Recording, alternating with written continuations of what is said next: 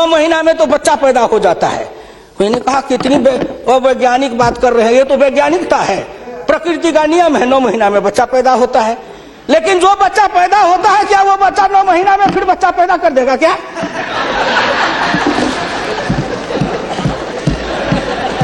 कितनी आप वैज्ञानिक बात बोल रहे हो। इस सरकार का 9 महीना हुआ, 10 महीना हुआ, सरकार पैदा हुई। अब क्या सोचते हो? आप क्या सोचते हो? ना कुछ मिले तो विरोधी में गए तो कुछ ना कुछ तो कहना है ना, नहीं तो दुनिया कैसे देखेगी कि विरोधी का काम कर रहे हैं।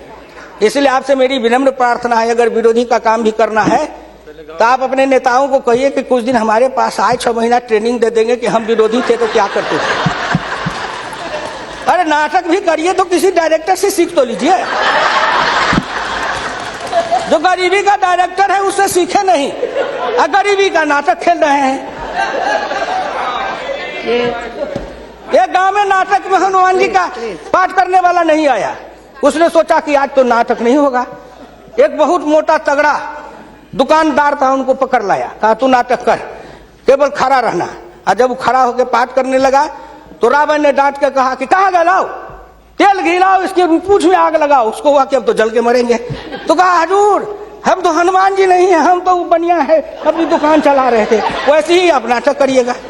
इसलिए आपसे मेरी विनम्र प्रार्थना है, आपसे मेरी विनम्र प्रार्थना है कि इसको देखिए। दृष्टि दिशा, जब तक आपके पास में दृष्टि नहीं बनेगी, आपकी दिशा नहीं ठीक थी, आपकी दृष्टि नहीं ठीक थी, तो आप संकल्प क्या कर रहे थे?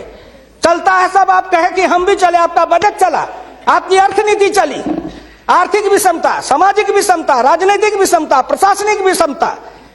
क्या मैं पूछता हूं कि आपके किसी बजट से इन विषमताओं को अंत करने के लिए कोई काम किया?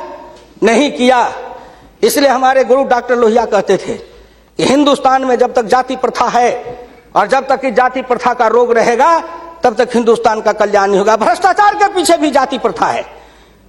कोई माननीय प्रधानमंत्री बैठे हैं हिंदुस्तान के अंदर, किसी को अगर चाहेंगे कुछ कर दे, प्रधानमंत्री रहते हुए क्या है जो कर देंगे? जिस जात का सरकारी नौकर होता है, मैं भी इतने दिन तक 54 वर्ष रह के देखा, मंत्री रह के देखा, जिस जात का सरकारी नौकर, उसके ऊपर कलम उठाइए तो उसके जात का न जाने कहां से कहां सभी जगह से लोग आ जाते हैं उसको बचाने के लिए। जात पर हमला, अगर किसी बेईमान पर हमला है तो जात पर हमला, किसी भ्रष्टाचारी पर हमला है तो माना जाता है जात पर हमला है। इस जात को तोड़ने के लिए सबसे बड़ा कदम उठाना पड़ेगा। मैं वित्त मंत्री जी को धन्यवाद देता हूं, प्रधानमंत्री जी को, कि कुछ योजनाएं ऐसी आई हैं, लेकिन मैं एक प्रार्थना करूंगा। हमको कहते हैं कि आरक्षण की बात मैं कहता हूं शुरू दिन से, सदन सहमत हो और आप भी सहमत हो तो प्रधानमंत्री जी से कहूं कि तुरंत लागू करिए। लेकिन इसमें सहमति का सवाल है, राष्ट्रीय सहमति, सदन की सहमति, आपकी सहमति। सब आरक्षण मेरा खत्म कर दीजिए, लेकिन एक कर दीजिए, सरकारी नौकरी और सरकारी सेवा, इन दोनों के लिए अंतर जातीय विवाह को अनिवार्य करिए। न रहेगी जाति, न रहेगा बांस, न बजेगी बांसुरी। जातियां टूटेगी, अंतर जातीयता के कारण हिंदुस्तान में एक जाति बनेगी, वह जाति बनेगी भारतीय, वह जाति बनेगी मानव जाति। इन जातियों के रेखा को तोड़िए। इसके लिए अगर कर सकते हैं तो आप सहमत है तो बोलिए। आप कहते हैं गरीब और अमीर मिटा देंगे, लेकिन न्यूनतम और अधिकतम की रेखा तय कर यह सरकार करना चाहे, नरेंद्र मोदी जी चुटकी में कर देंगे, क्योंकि इनका क्या बिगड़ेगा? इनका कुछ नहीं बिगड़ेगा। नरेंद्र मोदी जी अगर न्यूनतम और अधिकतम की रेखा तय करेंगे तो इनका कुछ जाएगा, न परिवार का जाएगा, न बाल बच्चे का जाएगा, किसी का कुछ नहीं बिगड़ने वाला है। लेकिन चिल्लाने लगेंगे तो हम 100 से कम, न 1000 से ज्यादा। समाजवाद का यही तकाजा, बड़े समाजवाद की बात करते हैं। मैं ज्यादा समय नहीं लूंगा, मैं इनको समाजवाद की बात अपने गुरु डॉक्टर लोहिया की पढ़ के सुना दूंगा। और हमारे कुछ समाजवादी हैं, अब वो तथाकथित समाजवादी हो गए हैं। समाजवादी तो रहे नहीं, लेकिन तथाकथित हैं। आप मुझको कह देंगे कि आप भाजपा में चले गए, मैं भाजपा में क्यों आऊं? आपके ऐसे दल बने, इस दल के टुकड़े 1000 हुए, कोई यहाँ गिरे, कोई वहां गिरे। मैं कहां दौड़ा फिरता, मैं चला आया भाजपा में। मैं भारतीय जनता पार्टी के नेताओं को धन्यवाद देना चाहता हूं कि हुकुमदेव नारायण 3 बरस से ज्यादा किसी पार्टी को दुरुस्त नहीं रहने देता था। आज 20 बरस से भारतीय जनता पार्टी में अटल अटल खड़ा हूं। इस पार्टी में जब तक कोई ताकत नहीं है, अडवाणी जी में, अटल जी में, नरेंद्र मोदी जी में, इन सब लोगों में जब कोई गुण नहीं है तो मेरे जैसे उदंड आदमी को 20 वर्ष तक अपने पिंजरे में रख लिया है, कोई साधारण योग्यता है? इस बात को समझो। मैं आखिरी में कहूंगा अध्यक्ष महोदय, समाजवाद हर किसी से अन्य सिद्धांत की तरह एक होता है थोक, एक होता है फुटकर, एक होता है सगुन, एक होता है निर्गुण, एक होता है सिद्धांत, एक होता है कार्यक्रम। समाजवाद से एक सीढ़ी नीचे उतरो, उस सीढ़ी का नाम है बराबरी।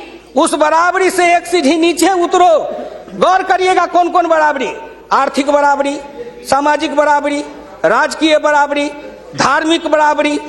उससे एक सीढ़ी और नीचे उतरो, तब उसके बाद आएगी समता, संपूर्ण समता, संभव समता। तब एक सीढ़ी और नीचे उतरो, तब अधिकतम और न्यूनतम की सीमा लगाओ। यह धार्मिक बराबरी की भी बातें भी की गई है।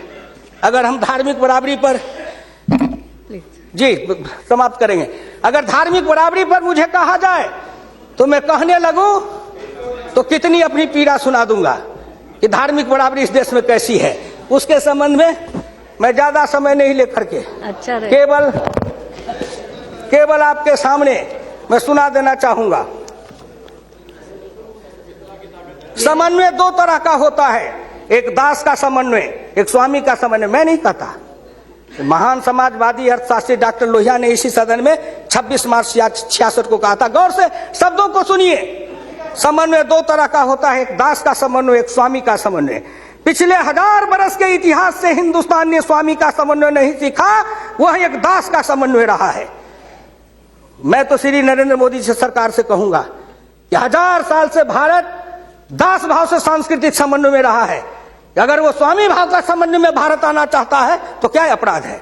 इसलिए उन्होंने कहा इस समन्वय में खाली परदेशियों को ही दोष नहीं देता, उनके सबब से जितने भी इतिहासकार हैं वे सभी जहर में बिल्कुल घुल जाते हैं। आज भारत के 2 इतिहास के स्कूल हैं, एक डॉक्टर ताराचंद, एक डॉक्टर मजुमदार, एक और है जो दोनों के दोनों इसी समन्वय धारा के हैं, विविधता धारा के हैं। भारत क्या है उसको भूलकर भारत के जो विभिन्न अंग है उनकी तरफ निगाह चली जाती है। क्या बात करते हैं साहब? तो इससे मेरी विनम्र प्रार्थना है सदन से, अध्यक्ष महोदय, मैं हाथ जोड़ के प्रार्थना करता हूं सदन से भी, और इस लोकसभा के चैनल को हिंदुस्तान के करोड़ों लोग देख रहे हैं।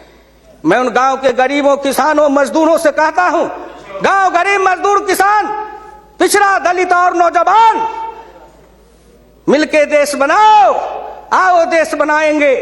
और नरेंद्र मोदी के प्रधान रहते हुए एक बार नहीं, अगर हिंदुस्तान में आपने जितने दिन रहा, एक बार में तो थोड़ी सी रेखाएं बनाई जाएगी, दूसरे बार में मिट्टी डालेंगे, तीसरे बार में तब न पिचिंग करेंगे।